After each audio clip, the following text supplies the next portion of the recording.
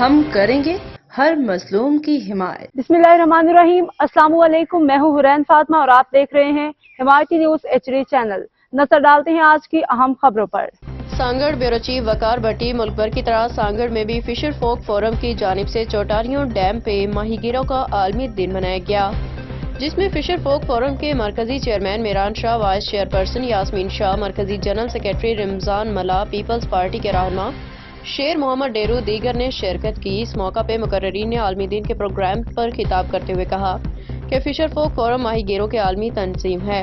اس تنظیم نے ہمیشہ ماہی گیروں کی فلاح و بہبود کے لیے کام کیا اور کرتی رہے گی۔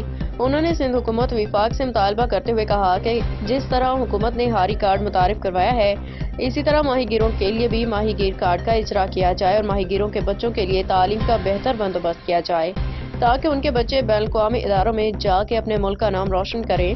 انہوں نے کہا کہ ہمیں لائسنس بھی جاری کیے جائیں، لیکن اب بھی ہماری کافی جھیلوں پہ قابضین قابض ہیں۔ ان کے خلاف ہم نے کورٹوں میں کیس لڑ رہے ہیں اور جلد اپنے ماہی گیر بھائیوں کو خوشخبری سے مستفید کریں گے۔ انہوں نے کہا کہ چوٹاریوں اور ڈیم پہ ہمیں کوئی بھی سہولیات میسر نہیں، یہاں کے روڈ راستے تباہی کے دہانے پہ پہنچے ہیں۔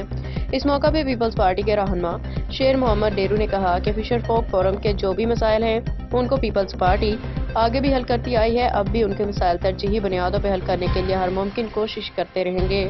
اب تک کے لیے اتنا ہی۔ مزید خبروں اور اپڈیٹ سے باخبر رہنے کے لیے دیکھتے رہیں حمایتی نیوز HD چینل۔